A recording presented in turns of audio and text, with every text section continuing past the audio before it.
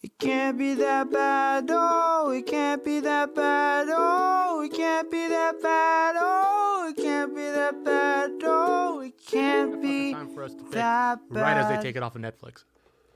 Yeah, dude, I It was could on have Netflix sworn for so long. for the longest time it was they there. Just took it off, And bro. I feel like that's a common trend that happens to us whenever we decide to watch a movie. Hey, we just shouldn't wait. I think from now on we should just do it. Also, we should look back at Six Underground. Yeah, we should. I would look like to back at revisit that one. I'm down to revisit that. Maybe not tomorrow because you got shit to do. But Yeah. But maybe next week we can tuck that one in with whatever. We'll put we it back got into going the on. schedule. Yeah, we Yeah. should be looking at like what's popular on Netflix, what's Oh my trending. God. I just saw something that was a thread. It was like the best movies on Netflix you haven't heard of. I bet you some of those are rated poorly, and that's you know what I mean. Hey Shaka da man, bling. we could capitalize on that. Let's hop on it. You know what else I like to hop on? Ladies. Oh, bye. I was gonna say a motorcycle, but no. Oh, Just kidding. I don't was know how gonna to say ride a a motorcycle. lily pad, I look like a toad. like a frog, boy. You know, dragonflies land on lily pads sometimes. Do they? Yeah. When you were a kid, would you look at dragonflies and No, think, bugs used to scare the shit out of me. Really? Yeah, I hate bugs. My grandma and my mother both used to have like butterflies framed, really beautiful butterflies framed in frames, and that used to creep me the Real fuck out. butterflies? Yeah, and it used to scare me. And I remember my mom even talks about how like one day as a little boy, Uh-huh. I was looking at them, I was like, how sad for the butterflies. And my Yeah. mom like had never thought about it like that, and she was like, huh. And then she took them down and never put them back you up. made your mom depressed with that idea? That's right. I should take you to the butterfly house at Six Flags. Have you ever been inside of that? They're alive, right? They're alive. They're just Yeah. going everywhere. I don't enjoy that either because then, and you know what? There's a limit to how many legs things should have. Really? Yeah, 4. 4. No So, more. Any insects gone. Yep. Spiders. That makes For sense. sure. They've doubled the maximum of legs that you're used I will to. tell you. I'll give you the here's the work around it. Okay. You can have as many legs as you want if you live in the ocean. Okay. Yeah. Because that's far away from you and you never see them. And like things with lots of legs in the ocean taste pretty good. Octopus, squid, crabs, lobsters, shrimps. They all taste great. I'm going to have to stop you there. You like octopus? I love octopus. Like, are you a texture guy when it comes to food? Because Yeah, the but feeling of those tentacles in my mouth. nice. Some hentai shit. No, I like octopus. Yeah, it's kind. I really enjoy it. Oh, gosh. I like the it flavor freaks me profile out. of it. I'm a big seafood fan. I see food and I eat it. Bada ching! Welcome to another episode of ICBTB Podcast. The place where even the worst movies can still be good. Guys, my name is Alejandro, And my name is Christian. and we are going to talk about a movie that just can't be that bad. really cannot be that bad. Actually, a lot of people think it's great. Not critics, though. They hated this film. Well, that's because critics have something wrong with them. And to critics, I'd like to say 2 words. Fuck you. My name is... tell everyone your name again? Oh, sorry, I had a glitch again. This is a movie that I've watched a majillion times, and that is a number that I just created, but it's higher than a billion, but lower than a trillion. I believe it, dude. Thank you. Have you ever seen this movie before? A trillion times. Fantastic. And that's a real number that I did not make up that actually exists. Well, I don't think you've seen it that many times. I haven't lived long enough to make that possible. I believe so. You ever think a billion is 1,000 millions? How crazy is that? That gives me a headache thinking about how many zeros exist in that number. Have you ever seen that graphic of like if a person stood next to $1 billion in cash? I've never seen that It's graphic. fucking huge, bro. It's ungodly how much $1 billion in cash would Scary. look like. It's gross. Like all in ones. I think they in had. any I think they type of had it bill. in hundreds. Wow, and it's still that And it much. still like takes up a whole aircraft hangar. To think that people are actually billionaires. Oh, like 4 or 5 times billionaire. Yeah, What? That is Unbelievable. incredible. that's unbelievable. Hey, Hey, we'll probably never get there, but we can get a good, cool part of that chip. we could. Maybe a nice couple mil. I feel really good when I hold a $100 bill in my hand. Honestly, if I die with a net worth of like $1 million, let's say 5, I'll be pretty happy. Yeah.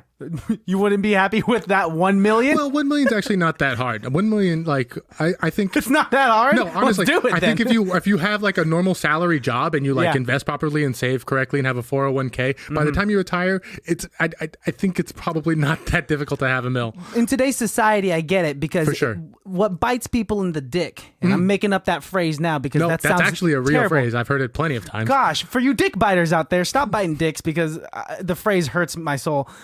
People like to spend their money carelessly. People are spending money on drinks. Stupid people, yeah. Or they invest it properly into stocks and bonds, and then they trust the government far too much, and then when they sell our liquidated assets, they fuck us in the end. You should tell everyone that does that exactly what you said. Listen, Bernie Madoff. Oh, shit. Listen, Goldman Sachs. Fuck you, Goldman Sachs. You're taking everyone's money. That's right. And then you give yourselves big fat checks and then you quit. Yeah. Also, Boeing. You should get your head out of your ass, Boeing. But this is not a podcast where we're going to... hate on Fortune 500 companies? No. That's a way far removed from what we actually talk about. No, we're going to make this movie that we know you love sound awesome. You should teach English to children because you speak it in such a cadence where they'll be able to understand it. I would love to see that, like, I class would of love children. to see Thank that. you, everybody, for joining me today. I did teach a class of third graders when I was a senior in high school. You did. I was so confused when you would tell me that. It was great, dude. Those kids loved me. And I did teach them spelling words. And I think they probably all graduated from high school now. That's kind of shitty. That's weird to think about. I think they've all graduated high school now. My gosh, we're getting old, dude. We watched a movie called White Chicks, and it's a movie you've all seen. It was rated PG-13 and released in 2004. It has a runtime of 1 hour, 55 minutes, which for anybody who's curious, that's 115 minutes. Anyone that's curious. Melissa. It has a rating of 5.6 out of 10 on IMDb. Shocking. A repugnant 15% on Rotten Tomatoes. Wow. A lowball score of 41% on Metacritic. And Roger Ebert gave this film a 1.5 star out of 4. What a piece of shit, man. Which is weird because what's that other movie he rated hella high, 3.5? And it's like The Hangover. He rated The Hangover 3.5 stars. But the Hangover is actually really good. Do you think The Hangover is funnier than this? I'd have to see it back to back. I can't really make that judgment call right now. But Christian, if you please don't look at my laptop. I won't. What percentage of Google users like this film? 95%. Dude. That's incredible. It's right. Is it? Yeah, 100% right? Yeah. Dude, well, because if you were to talk to anyone on the street, everyone loves this movie. Every single commoner, muggle, you don't have to be a movie buff. You don't have to be a lover of anything, but you'll love this movie. Yeah, dude, this movie is very, very funny. Yeah. That was the itty bitty nitty gritty, and I'm gonna go ahead and give a synopsis for us here. Synopsis. Everybody knows this film, but I do have to burp. So will you talk for a second? Go ahead and burp. This is me talking while he is burping, which shouldn't take too long, and he's ready. I am back. Here we go. 2 FBI agents, Marcus and Kevin Copeland, accidentally foil a drug bust. As punishment, they are forced to escort a pair of socialites to the Hamptons, where they're going to be used as bait for a kidnapper. But when the girls realize the FBI's plan, they refuse to go. Left without options, Marcus and Kevin decide to pose as the sisters, transforming themselves from African-American men into a pair of blonde, white women. It was directed by Keenan Ivory Wayans. Shocker, it's starring Marlon and Shawn Wayans. Shocker. I've never seen them in a movie together. I've never seen them do anything together. I think it's crazy that these two unrelated actors have the same name. And the director. Same name. Wow. My gosh. It had a budget of $37 million, Christian Baltazar. Mm-hmm. Do you like to guess, or would you like to guess, how much this movie made? I think this is a box office hit. I'm going to go with $150 million, good sir. It was a hit, but not that big of a hit. $113.1 million. That's still really high. I still think it probably is making quite a bit of money. I think people really like this movie. We see it very often. I mean, we watched it for no good reason other than we like this movie. Mm-hmm. And also, it was suggested to us. So this was suggested to us by Jill. That's right. So Jill, you'll get 999 more shout outs at the end of the episode. At Jilly Dog. Jilly Dog. So, Christian, why don't we just dive into this fantastic film? It is the one that brought us the likes of Terry Crews. Mm-hmm. And his 1,000-mile dance. This was the first time that I'd seen Terry Crews for what he is now. I think this was his first film. I wouldn't be surprised because I know prior to this he was pursuing a life of sports. He was in the NFL. He got cut. He got cut. I want to say from the Buccaneers. Yeah, and he hated that life. He's posted about it. He did not like the life of sports. And what it did to him. he had come into Ruth's Chris Steakhouse when I was working there. I wasn't there at the time, but my coworkers were there. That's incredible. And he was kind of a jerk to the waitstaff, and I kind of like saw that from him as like a person when you kind of saw him. But now I think he's gone through quite a bit of change because I think now he is like really come into who he is and the kind of the fun-loving guy that he personifies as a real person. He is that person now. But I do feel like there was a brief moment in time because I know Terry Crews hated when people brought up this 1,000-mile thing to him for a minute. I'm sure. And like he hated the fact that was all people knew him for. People would ask him to sing it all the time. Or the workout like personal trainer thing from the like. There was a time in his career when he was very upset with the things that made him famous. But now he's come back around to it and like is become, I think he's just sitting into it now. Yeah, I think he understands that. Which like, I think we is don't like good. him for that shit. We're not making fun of him for like we legitimately love this character. He is so lovable. We legitimately think he's a good, hilarious comedic actor. I think he does a great job. He makes a mountain out of this molehill of a character that is nothing. Yes. You know what I mean? Really, like that character, just a minor character. That character steals the show. Yeah, Luttrell, he's the most memorable steals character. the show for sure. Oh my gosh. And in this movie, he is a pro basketball player. A guy the biggest of that girth. Well, Shaq's pretty girthy. He is girthy, Shaq's but fairly like, girthy. I mean, I don't think Terry Crews is that tall. At least if you were that girthy and had the height as well, you could. That'd be scary. Yeah, because he looks like a football player. That's why, like, I always think if LeBron James did MMA, he'd fuck people up, dude, He with those would. long limbs. Dude, yeah, he could stand outside of the ring, kick, and still hit his opponent. So the synopsis mentioned that the two socialites, these two girls, are going to this party in the Hamptons, and the reason why they don't want to go is because they get in this tiny car, it's a fairly major accident actually, but they get like tiny scratches on their nose and on their lip, and they freak out. They have what they call in a movie a BF, which stands for bitch fit. And if you have ever seen a bitch have a fit, I've seen it plenty of times. I worked in a restaurant. I've seen it many times. I have a girlfriend. Whoa! No, but in other news, I think one of the best parts about this film. We're gonna have to cut that out. No, we're keeping that. No, she's a sweet lady. Melissa, if you're listening to this, you're sweet. Yeah, Melissa, and we know you know how to add, but I like to do it for you. One of the things that I thought was really funny is the recurring joke of the dog, the little baby toy poodle that she has. Oh my gosh, yes. And she hands it off to the FBI agents like, oh my God, can you clean him up? He didn't have his colonic, so he's pooped all over the back. They bring it back like 3 times. Yeah, and then when they're pretending to be the girls, the agents do the same joke because I think it's a great game that they play. In such a short period of time, the Wayans brothers kind of observed these two girls. And they're like, oh, we got this figured out. Yeah, they say exactly what they had said to them. Mm-hmm. And it's so funny. Like, I am so freaking pissed. And like such a memorable line. Some of the times when they say, like when she throws out the BF, when the Marlon and Shawn Wayans are pretending to be the white girls. Yes. When they throw out like the BF and stuff, like it doesn't actually make sense. They're not actually like using these words properly. No. Constantly, if you listen to what they're saying, they're just saying it with confidence, which I know that move. If you just say it and roll with it. Dude, that is your specialty. Won't question it. You could say anything. And as long as you have a certain level of conviction, you could tell me, Christian, poop butt. And with enough like, confidence, I'll be like, poop butt. poop butt. And that is the peak of our comedic intelligence. Thank you guys. Why aren't we getting work? Right.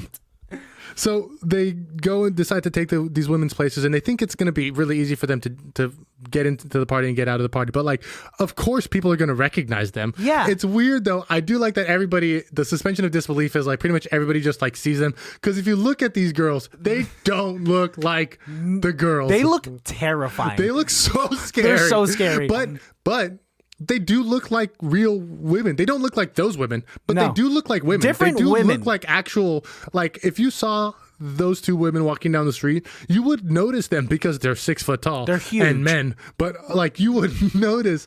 I wouldn't say anything, especially in this day and age. I wouldn't say anything. They look like Iggy Azalea. Pretty much 2 giant Iggies is what's happening over there. So they look good, and like they also have huge knockers and big butts. I'm scared if I were to take you out whilst drunk, and we were to see those 2 ladies. No way. Sean they have and Adam's Marlon. apples. Okay, good. I know. The way I know you were how to figure it describing out. them. And their hands. I'd like to take a glance at their hands and be like, whoa. They could pick me up by the face and Did you bounce ever me see- like a basketball. Wow, that's racist. Do you remember the What? Seinfeld episode with man hands? No, dude, but please go on about it. They talk about how they're dating. I think George Costanza's dating a girl who has man hands. Her hands just look like. Dude, poor George. Always getting into shitty situations. Oh, it's Larry David. I would like to comment on how absurd. I mean, to just go off where you left off. How absurd. Everyone just believes like Just these like, oh, are the that's them. same. That's two Tiffany women. and I don't remember the other girl's name. Neither Michelle. do I. Something like that. But it's so funny, and people are still attracted to them. Oh, so many dudes are like, actually, every guy is attracted to them. Immediately It's when they step insane. out of the car, Like, yeah. 3 white dudes just checking them out, and they're getting pissed. Calling, and the dude's like, what, you want some of it? I do think that's funny that their immediate reaction to a guy checking them out is, oh, I'm going to beat this dude's ass. Also a very 2004 thing to do. Yes. Do we address Mr. Elephant sitting here in the room next to Otis? Hello. Which is this movie racist? No, I don't think it's racist in the sense that it was made by the Wayans. Now, if it was I guess. if it was Two white guys pretending to be black women? yeah, if it was a white family that wrote this movie, because there's a lot of jokes, there's a lot of like black I think jokes white people and white helped jokes. writing this film. There's like 4 or 5 guys wrote this film. They helped, but who spearheaded it? For The sure. Wayans. Yes. So I mean, you could take all of it with that grain of It's salt. an interesting question to ask though, because we do know unequivocally if the roles were switched, it would not be okay. Yeah, that's basically just white people doing blackface. Exactly, man. which would be horrible. Also, isn't it kind of weird that are they doing like brown face in the beginning when they're pretending to be like Dominicans or whatever? Whoa, That's hella funny how did we- and super racist. How did we Because skip past They that? are not, because in the opening scene, the two guys, Marlon and Sean, Yeah. are FBI agents undercover in like a little bodega, and they are pretending to be like Dominican or Cuban, and they're Yeah. not speaking Spanish. They are just quoting songs. They are poorly. singing the choruses of songs. They sing La Bamba at one point. And they're not singing it right. They're not saying any of the words No. correctly. They're just Like, saying the hook "Hey, over and over listen, again." Papi, listen, papi. And they're like, come here. Those are such funny roles to have played. I don't know. I mean, was were great. you offended by it? No, I thought it was You're funny, Hispanic. But I did think it's interesting that like that's something we never think about. Like, can black guys pretend to be like because Marlon and Sean Wayans are clearly not Latin. No, they're clearly not. But the characters were just so over the top. I Look, loved I think it. it's funny. I think comedians, if you're doing it in jest, it's Yes. funny. I mean, when Taiki Waititi dresses up as Adolf Hitler, like nobody's no Austrian or Germans getting offended by that. You know what I mean? Not at all. It's just a character. Well, you know? with comedians, I mean, people now are getting more and more sensitive. Like, what's yeah. PC? What's not PC? I think we're coming back around. I think we kind of hit the peak of PC culture. Yes. And I think we may even go a little more kookier. But for the most part, I can kind of see PC culture going back down. Just in recent years, I guess comedians have since been like, Trump became president. yeah, they've been testing the waters, and people are just now finally starting to realize Totally. it's a joke. Yeah. It is a joke. Every single time you see a stand-up comedian. It's because real people like Donald Trump are saying even crazier things. Yeah, and man. So it's like, this guy's get paid to make jokes. He can say this kind of This guy is here to entertain us, and you're gonna let our president say shit like that and let that slide? You're hating on Dave Chappelle, but you're letting it doesn't make sense. Your thinking is backwards. So I guess could the Wayans brother make this movie now? You know, I was watching this interview with Marlon, and they were thinking about bringing it back. Yeah, I did actually see a couple of places where they even announced at one point that they were making a sequel as recently as June of last year of 2019. Yes. But And I'm for it. it would be too forced. I think in today's culture, they would either be turning left so deep into the skid that they're just making all the jokes, in which case it would be an inflammatory film and it would be funny, and it like an Ali G, it would be funny in its own way. Or they're gonna get shut down by the studios and the executives are gonna come in and clean it all up, and it's gonna end up trying to do this again and missing the mark completely, and then we're all gonna be like, why even make white chicks do it? So if they were to tackle it, they would have to be very smart about They'd it. have to do I think they have to really And there's a gamble with that, with a lot of restriction on their comedic creativity. It might just backfire and not be funny. and I would say, because now it's not just the race switching. It's now also the gender bending. It's now also That's the whole true. transgender thing, and it's also pretending to be a woman.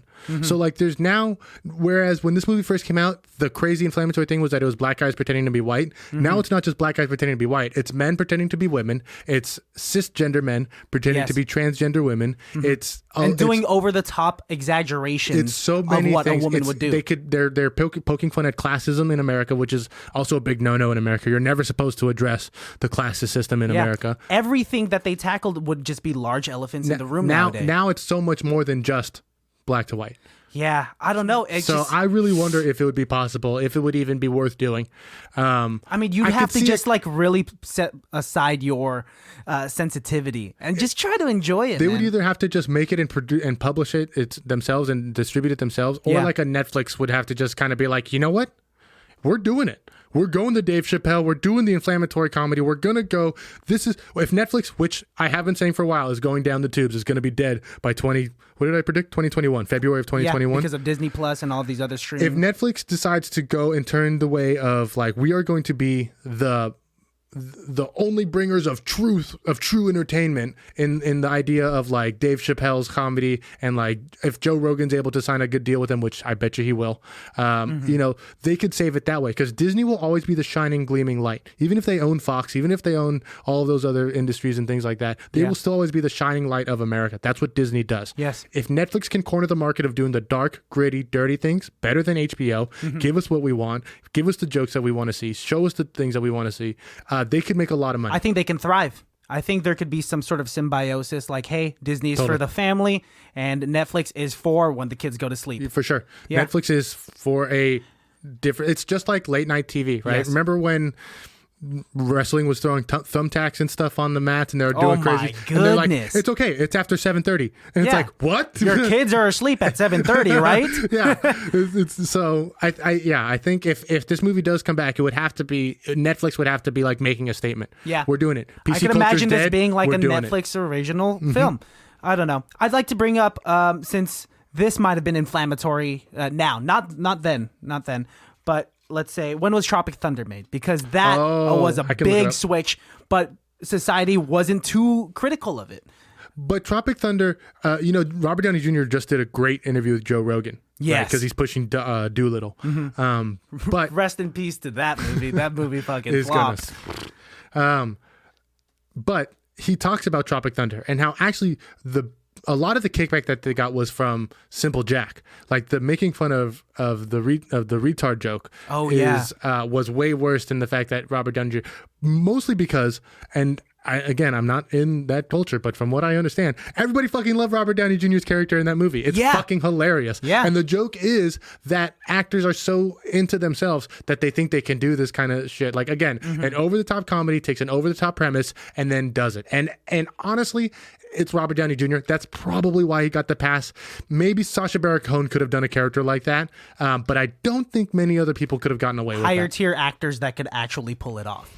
I was listening to Bobby Lee. I was listening to his podcast a few months ago, and he was talking about how some Saturday Night Live cast member, I can't remember who, had gone fired because on a podcast he had made a racial joke. I think he said chink or something. Yeah, he said an Asian joke. Yep. Yeah. That was a big deal. And it was a big deal. He got fired, and it came to the situation of like, okay, but like there are so many comedians that make racial slurs in their stand-up and get away with it. If not, they get work from it. And Bobby Lee was saying, like, if you're going to do something like that, that's very risky. You better fucking be funny. It better make me laugh, type of thing. Because if it's just a shitty racist joke and it doesn't make anyone laugh, then it's bad. It's all really in bad. Context and placement. You know what I mean? One of the hardest things about making a joke in today's society is understanding the context, because it is so easy to take a joke out of context and put it on the tweet and just put the punchline. You could even write the joke, write the setup and the punchline. Yeah. And if you just read it in a tweet, you look at that and you're like, what the fuck is this guy even saying? Yeah. Like, what the fuck is this? Even but now, you get none of the context, you get none of the setup. With a lot of celebrities, these old tweets are just like catching up to them. I doubt you ever had to go back and look at your tweets and stuff like that, or old Facebook posts, and like, have you had to go back and peruse? Because I am ashamed to say that I have. I have gone back and looked at some stuff that I tweeted in high school and stuff like that, and I remember tweeting it and laughing about it at the time, and like, but and it didn't seem like a big deal. What the fuck was I even thinking? Like, it got no traction. Nobody saw it, or nobody liked it or anything. It wasn't a funny, and it's just like, what was I even thinking? You know what? It's just a different time, a different culture. Yeah, the climate was different. Now we know 10 better. years ago. I think now we know. Maybe that's maybe naive to say, like, oh, well, we know better now. We should have known better then. But yeah, like, we should but have. Still, but you said it yourself. We were in high school. In high school, like, I mean, the worst filters that we have up are way different like, than now. The things you do as kids, I think this is kind of taking a weird turn. Yeah, we're talking about white chicks, though, right? We're not talking about like social, like. But my last point is, I think when you're a kid, you learn these things. These things are taught to you, and you say things and do things where you don't really understand it. I think you're allowed to make those mistakes as a kid. You're allowed to say things that you would never say as an adult. Oh, yeah. Because you have to be able to look back and think and grow from those things. It's a problem if you're saying stupid, disgusting, prejudicial things as a child, and then you grow up and still believe those things. But it is 100% different if you can look back and say, hey, you know what? 10 years ago, I said, like James Gunn, for example, 10 years ago, I said those things. I thought it was funny. It's not funny. I get it now. I'm a different person. I think people like that deserve to have a second chance. Fix it. That even happened with like Kevin Hart. Kevin Hart had this whole joke and this tweet about saying like, if I catch my son playing with dolls, I'm gonna beat his ass or some shit. No. What the tweet was is, I'll drop the dollhouse. I'll smash him with the dollhouse with it. So like the tweet itself is so stupid. So he'd have to buy this kid a dollhouse and then smash the dollhouse on the kid. Like there's so many stupid things. Again, a bad joke in a bad time that came up later. Man. So context, it all comes back around. Sometimes comedy is dangerous, dude. You know what's very dangerous? What? Pretending to be somebody that you're not. In this movie, White Chicks, they not only take over the lives of these women flawlessly, but they are social butterflies. They go out to the party. Good. They end up getting in a dance battle, which we have to talk about. Let's break it down. We're going to break down so many things because, dude, we're many minutes into this episode and we haven't talked about anything, but it's okay. We've talked about quite a bit, actually. I think this is a fairly good episode. Yeah. I'm pretty happy with where we're going with this. Let's go from I want to talk about the dance-off. Mm-hmm. I love the fact that in movies, people are just like, oh yeah, we've been practicing these dances for months, ready to bust them out on the dance. Ridiculous. It's one thing if one or two people know dance. Like I remember practicing the Soulja Boy dance in my room, and like maybe even the Thriller dance and stuff like that. But Soulja Boy for sure was the first dance that I looked up on YouTube and like practiced and like tried to figure out how to do it. And then at like our when you say Soulja Boy dance, you're talking about like Soulja Boy and that hoe, like that dance. Okay, I'm familiar. I learned it on YouTube and like practiced it. And That's stuff. believable that you and I could go into a room and that song would play. And so like at our 8th grade dance, when everybody did the dance, it's because everybody had like learned it. I assume it's like in 80s babies with everyone Thriller. Was Soulja Boy and hoes. Everybody knew it. It's a terrible way to put it, but it's true. Yeah.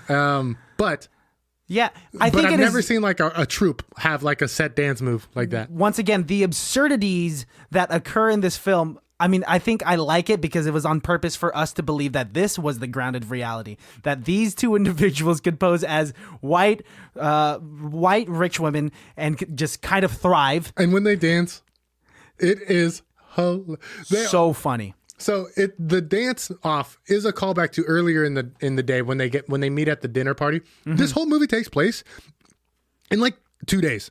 It's a weekend, dude. Yeah, it's a weekend at the Hamptons. It's literally, and like so much happens in these 2 days. I forget constantly that it's such a short time frame. Yeah, I feel like that happens with a lot of movies. Oh, they do something like and like golden friendships and relationships are made within just 2 days, and it feels like a lifetime. Broken and recreated in the span of like 1 weekend. Oh my gosh! Entire familiar relationships are just obliterated. Yes, and then put back together in the course of a weekend. Marlon Wayans' character almost got a divorce 2 times. But okay. In 1 weekend.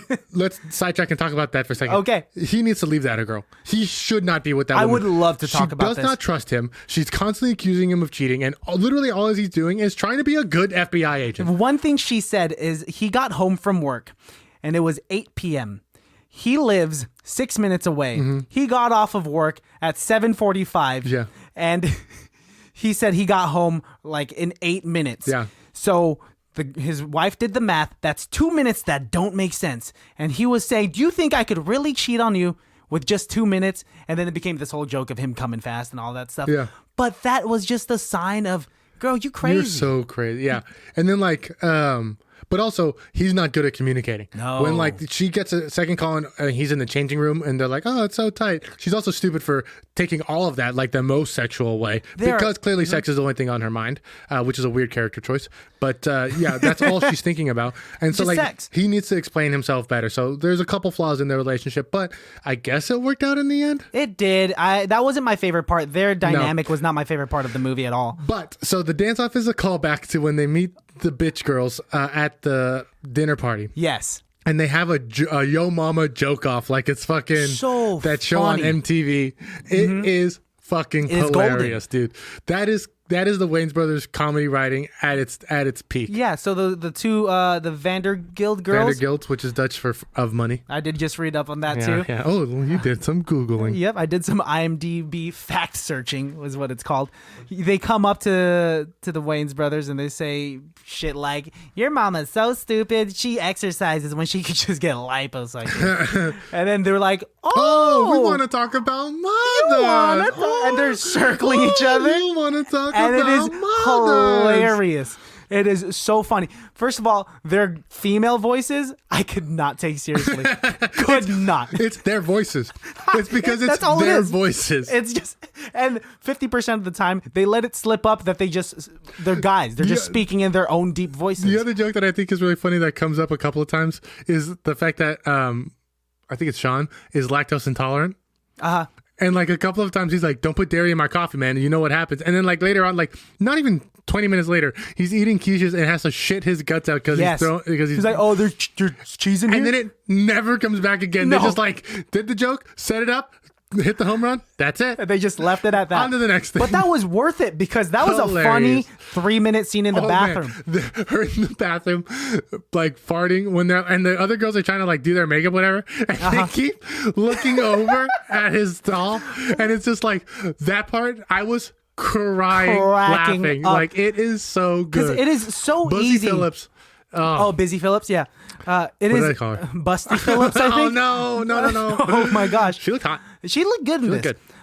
But it is so easy to make poop and fart humor very childish and not funny. But we are two grown But adults. this is done very funny. Done very well because both of his legs are up in the stall. His ass is on the toilet. He's knocking over the toilet paper. They're trying to do makeup and turning around at every They keep trying bowel to have a movement. conversation, and she's like, "What should I do about so and so?" And they're like, "Oh my god, you know what you should do?"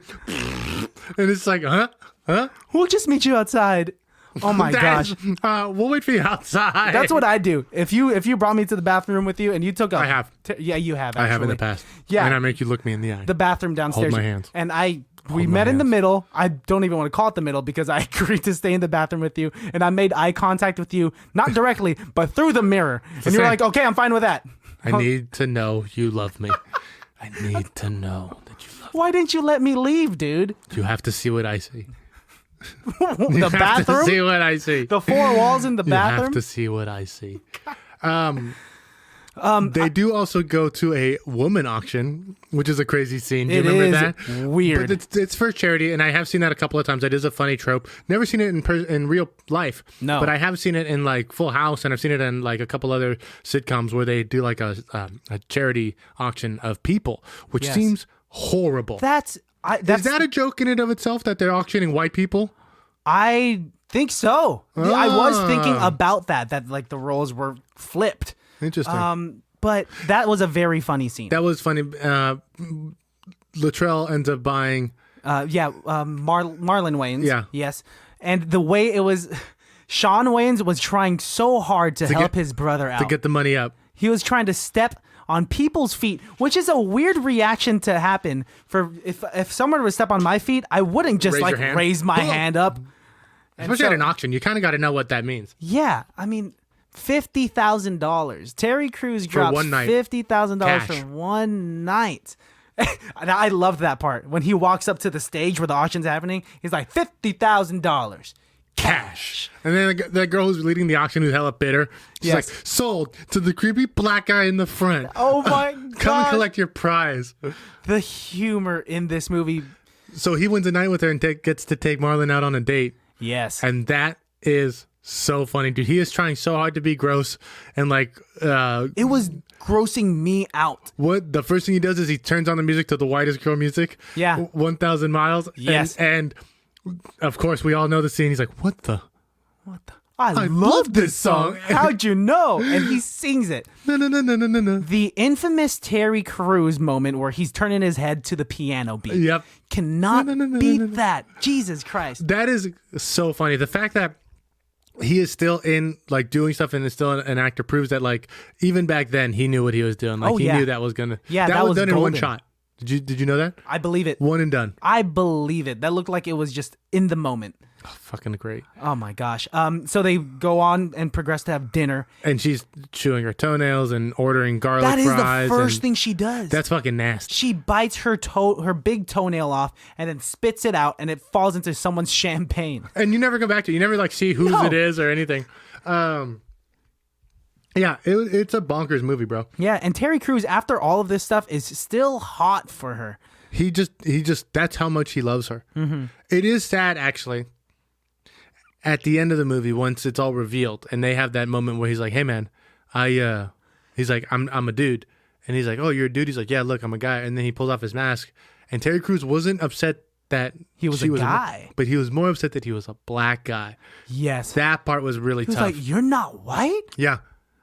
Don't you know this is a white party? That part was actually kind of sad because it's almost like he could have loved Marlon if it was just a dude, but like the fact that it was because of his skin color, brutal, man. So fucking again, really stupid comedy movies that somehow weave in some deepness to it. You know, yeah, watching this as a kid back in the early 2000s, like I didn't realize how inflammatory a lot of the humor was here. Oh, totally. Now watching it as an older person, funny. It's still so funny. You have to get the joke. You have to be comfortable and understand the situation.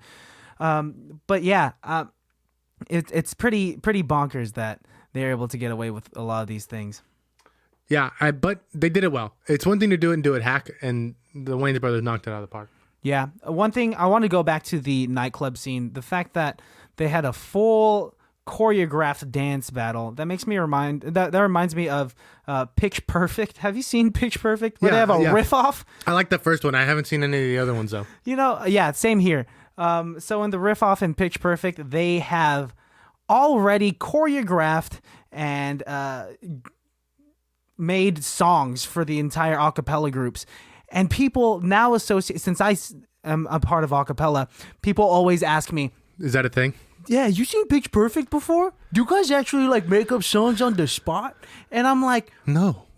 That's a movie. That's you really think that I could just join an a cappella group, know them for a week, and go to a riff off, look at each individual, and be like, do I look like Anna Kendrick? Do I look like Adam Devine, man? No, I don't do any of that stuff. No. I can look like a chocolate Adam Devine. Sure, buddy. Thank you.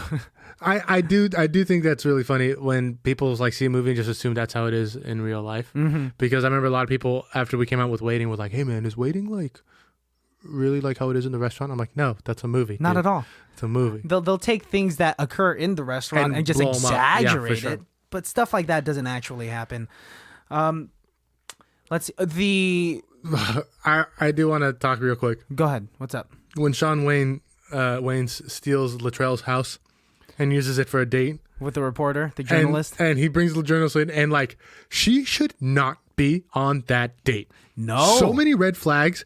She should have run screaming out of that house as soon as the maid came up to them and was yelling at them in Chinese, because he throws that woman out through the front door, and then as they're walking through the hallway, is clearly never been in this house before. No, he's like, this place is dope. He's like, dope. And then he's like, wine, that's probably like in the kitchen, right? And she's like, and there's a picture of Terry Crews on the wall. He says, naked Terry Crews on a bearskin rug, or like a tiger skin rug. That's my personal trainer. And she's like, you have a picture of your personal trainer on your wall?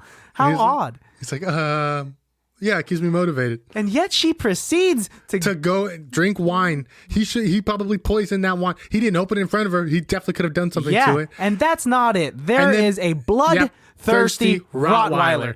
And when she was like, "Oh, you have a dog," he's like, "I ain't got no dog. That's family." That dog. Oh my god. The fact that dog knocked itself out also makes me laugh really hard. Hilarious. I loved how he was trying to whistle at the Rottweiler, but he was so scared. He was not able to. Yeah. Hey, buddy. Hey, come here, boy.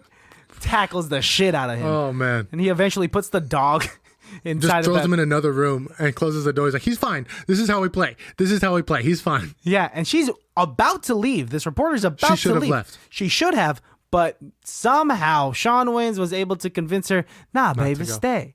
And then they start making out hard. He used tongue on the second smooch. He didn't warm up, just went straight for it. Hey man, sometimes you gotta reach for the cookie. Reach for the cookie? Do you have a best person on set award? Terry Crews, man. Really? I'm Why? gonna give it to Terry Crews. Well, this is what kind of skyrocketed his career as an actor and made him. It gave him that typecast, that funny big man. Yeah. Like who looks so terrifying. And they're playing on that contrast of him being so scary and threatening just because of his size and demeanor. For sure. But he's just hilarious. My favorite Terry Crews character is the one he plays in The Longest Yard, where Who he's was like, he plays like the big football player, but he always has McDonald's. He's like able to like connect all the inmates with McDonald's. And yet so, he's still so fit. I don't, and like, how's he getting McDonald's into the prison? Yeah, what connections do you have, man? That's my favorite Terry Crews character. That's a good one. My favorite Terry Crews character after this is, have you heard of America's Got Talent? Yeah. Yeah, he plays this host. He plays Nick Cannon? He plays Nick Cannon because Nick Cannon, he's so and busy. Nick Cannon plays Jerry Springer because wasn't he the original host for America's Got Talent? I think so. Have you heard of Wild and Out? So Terry Crews is pretending to be Nick Cannon, pretending to be... It's crazy. They're fantastic actors that they could pretend to be each other. It's so deep. Give that man an Oscar. My best person on set award. Let's hear it. I would like to give an honorable mention to the Wayans brothers. They are absolutely killing it in this, but they are not, neither of them, nor the director, my best person on set award. Oh, who is it? It is a gentleman by the name of Greg Conham. Condom? No. Dude, Canham. you're doing him a Canham. disservice. Greg Canham. You just called him Greg Condom. No, you called him Greg Condom. You said... I did not say that. I said Conham. You called Busy Phillips Canham. Busty Phillips. I did not. You also put those... You're putting You words in my called mouth. Greg Hey, fake Condom. news. Fake news. Greg Canham is my best person on set award. Winner for the film White Chicks. What is it that he did again? He's the makeup artist. He Yeah. is the one who put these two gentlemen All of the prosthetics. into women. He made them white women. He also He's did. the one that put these two gentlemen into women. He put them into women. You know what else he sentence is did? so weird. He put another man into a woman. Who else?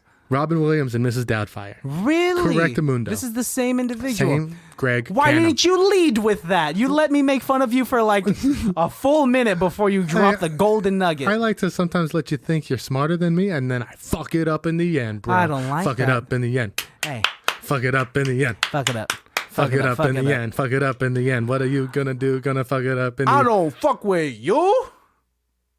Anyways, my name's Alejandro, and you can follow me at call_me_Jesus. My name is Christian, and you can follow me at Christian Has Asthma. And you can follow the podcast at ICBTB Podcast. If you're not following the podcast already, Fuck you. off. Oh. Or either. But if you're a critic who also isn't following us on Instagram, double fuck you. Yeah, fuck you. Is what I like to say. One last thing before we sign off. I have a Thai cousin with that name. You have a cousin with that name? Yeah, he's from Thailand. Oh shit! Fuck you. What's your name? Fuck you. You. With a PH. What's your middle name? Fuck. Fuck you. My mother's maiden name was Fook. Fuck you. Fuck. I would love if his middle name was Thomas. Fuck Thomas. Fook. fuck Thomas. Fuck you.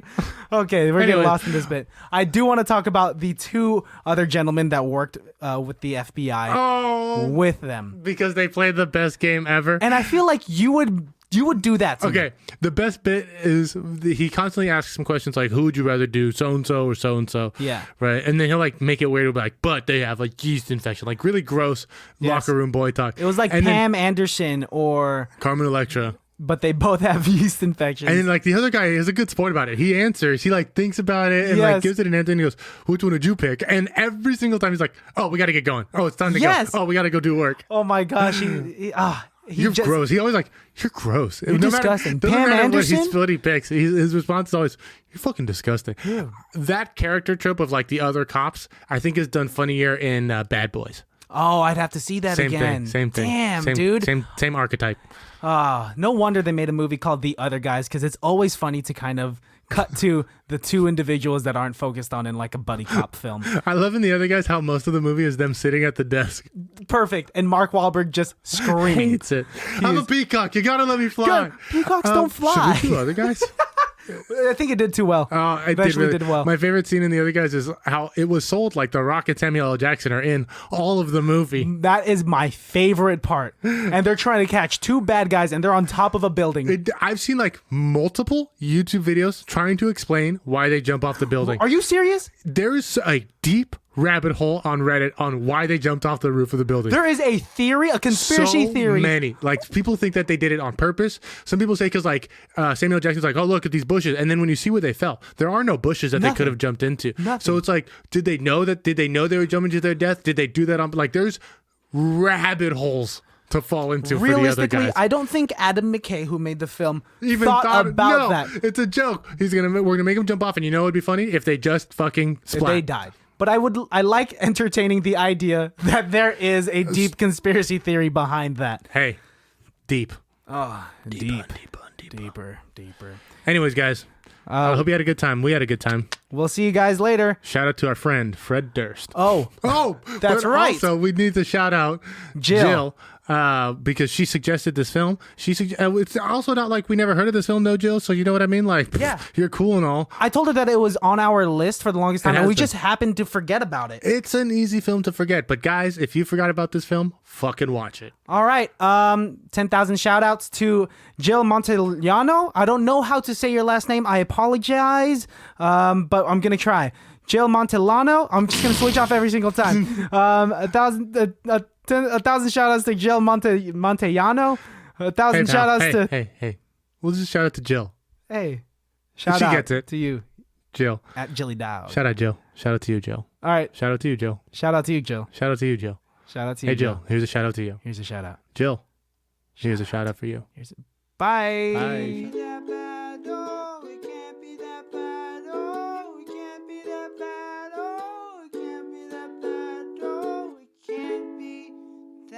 Bad.